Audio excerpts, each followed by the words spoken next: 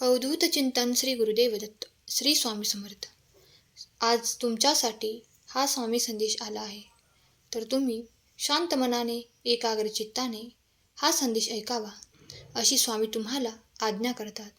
आज स्वामी तुम्हाला कोणते मार्गदर्शन करत आहेत हे तुम्ही ऐकून घ्यावे.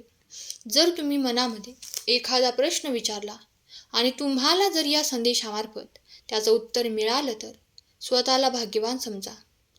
असेच स्वामी कोणाला मार्गदर्शन करत नाहीत, असेच स्वामी कोणाला त्यांच्या सेवेत आणत नाहीत.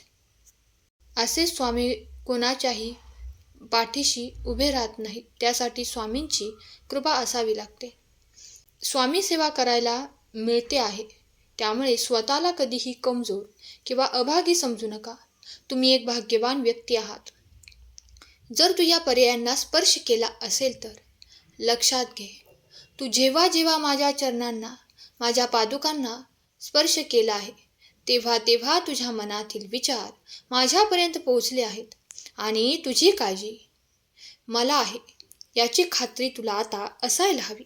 मी सदैव तुझ्या पाठीशी आहे. विश्वास ठेव. मुला हातातलं गेलं तरी नशिबातलं कोणीही घेऊ शकत नाही.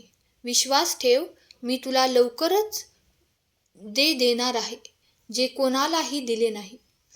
काय झालं बाळा, दुःखी आहेस?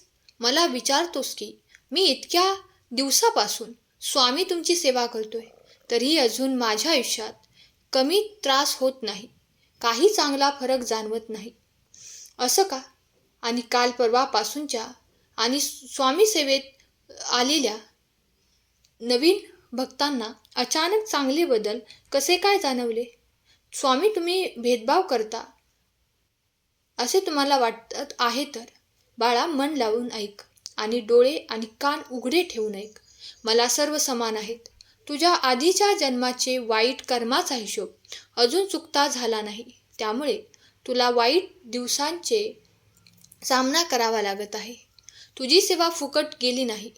तुझी सेवा तुझ्या आयुष्यातील अडथळे दूर करण्यासाठी तुझी मदत करत आहे. आज या दिवशी तुझे पाप पुण्याचा हिशोब बरोबर होईल.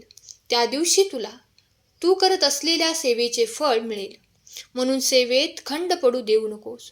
तू जेवढं गमावलं त्यापेक्षा जास्त कितीतरी पटीने तुला मिळणार सुद्धा आहे. लक्षात घे, जे काही झालं त्याचे करते करविते आम्ही आहोत. तू भिवू नकोस, मी तुझ्या पाठीशी आहे.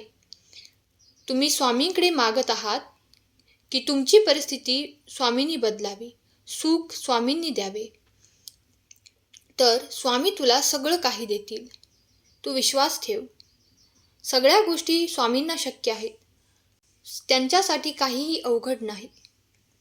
तुम्ही अजून जे मनावर घेतले आहे ते करू शकता. आणि समस्या कधीही असू द्या, तांत्रिकदृष्ट्या जरी समाधान दिसत नसलं तरी जिथे तर्क संपतो तिथे अतर्क्य स्वामी समर्थांची सत्ता सुरू होते, हे समजून घे. आपल्याला अतिशय शर्तीने आपले प्रयत्न प्रामाणिकपणे करत राहायचं आहे आणि निश्चितपणे समस्या कशी सुटते हे आता स्वतःच्या डोळ्यांनी बघायचे आहे. समोरचा चुकला तरी तू कधी चुकू नकोस. भौतिक गोष्टींच्या जाळ्यात तू अडकू नको. उभा आहे मी पाठीशी, काळजी करू नकोस. बाळा, तू मला कधीही विसरू नकोस. कितीही संकट आले तरी खचू नकोस. विश्वास ठेव. चमत्कार अगदी शेवटच्या क्षणी होऊ शकतो, कारण अनंत कोटी ब्रह्मांडाचे स्वामी आपल्या पाठीशी आहेत आणि या शक्तीसाठी सर्व काही शक्य आहे. लक्षात ठेव, तुझी वेळ कमजोर आहे, तू नाही. परिस्थिती बिकट आहे, म्हणून हार मानू नकोस. हे कलियुग आहे. येथे खोट्याला स्वीकारलं जातं आणि खऱ्याला नाकारलं जातं. मानलेस तर सत्याची हार होणार. म्हणून संघर्षाची तयारी ठेव. संघर्ष नेहमी तुला वाईट प्रसंगातून चांगले बनवण्यासाठी मदत करेल. चांगले विचार कर.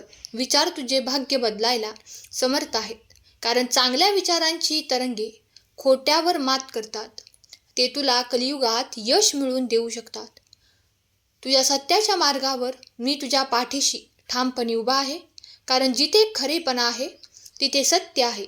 जिथे चांगल्या विचारांची तरंगे आहेत तेथे सकारात्मकता आहे. त्या सर्व ठिकाणी माझे अस्तित्व आहे. त्यामुळे तुझा संघर्ष आता मी संपवणार आहे. माझे नाम घेत राहा. आता मागं फिरायचं नाही. झाडाची मुळे मजबूत असली की फांद्यांना, फुलांना नक्कीच ताकद मिळते. फळे फुले बहरतात. अगदी तसेच तू फक्त प्रामाणिकपणे कर्म कर. लवकरच तुझ्यावर स्वामी कृपा होणार आहे. आयुष्यात संयम ठेवा. प्रत्येक गोष्ट ही वेळ आल्यावर होणारच आहे. प्रत्येक दिवशी प्रयत्नशील राहून आपलं काम अजून चांगलं करत राहा. तुम्हाला त्याचं फळ वेळ आल्यावर नक्कीच मिळणार आहे. कारण पानगळ झाल्याशिवाय झाडाला नवीन पालवी येत नाही. त्याचप्रमाणे कठीण प्रसंगाचा सामना केल्याशिवाय चांगले दिवस येत नाही. आणि अपेक्षांपेक्षा तुला तुझी स्वप्न पूर्ण व्हायला हवी आहेत. जर वेळ लागत आहे असं तुला वाटत आहे तर विचार कर. चांगले कर्म होण्यासाठी, चांगली गोष्ट घडण्यासाठी वेळ हा लागतच असतो. तू नवीन असशील चॅनलवर तर चॅनलला सबस्क्राईब कर आणि लाईक करायला विसरू नकोस. स्वामी सदैव तुझ्या पाठीशी आहेत. विश्वास ठेव. समोर उभा असलेल्या संकटापेक्षा तुझ्या पाठीशी जी शक्ती आहे ती मोठी आहे. त्या शक्तीने समस्येचे उत्तर कधी तयार केले आहे.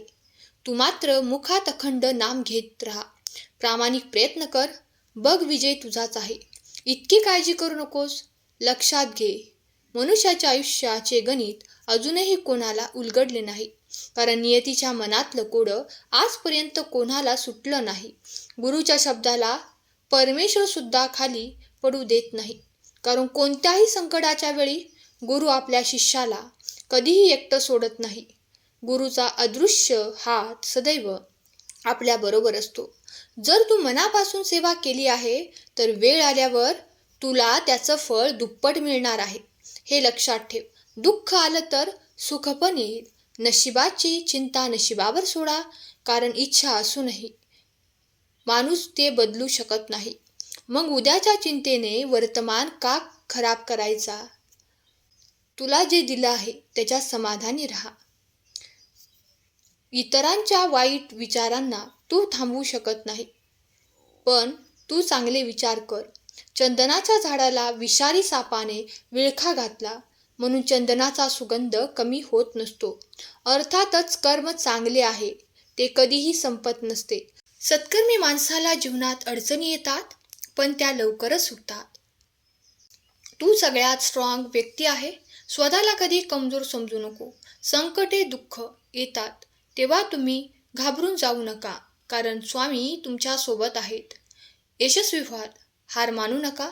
चुका होतील, वेदना होतील, वाईट विचार येतील, पण फक्त काही वेळेसाठी सहन करावे लागेल.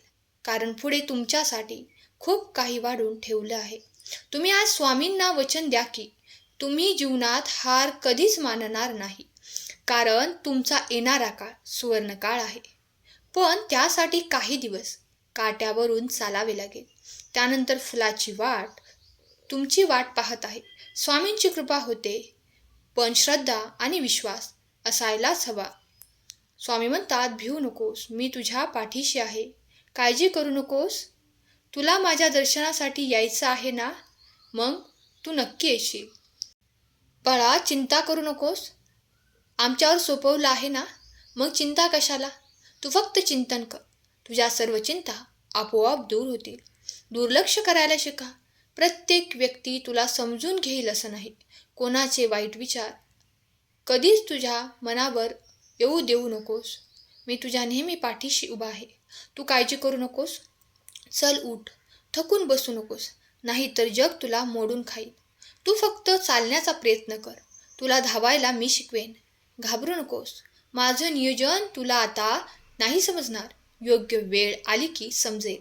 जर तुझा माझ्यावर विश्वास असेल, श्रद्धा असेल तर माझा स्वामींवर विश्वास आहे कमेंट कर. माझं चांगलं स्वामी करणार आहेत या विश्वासाने जर तू नाम घेशील तर निरंतर तुझे सर्व काही चांगलेच होणार आहे.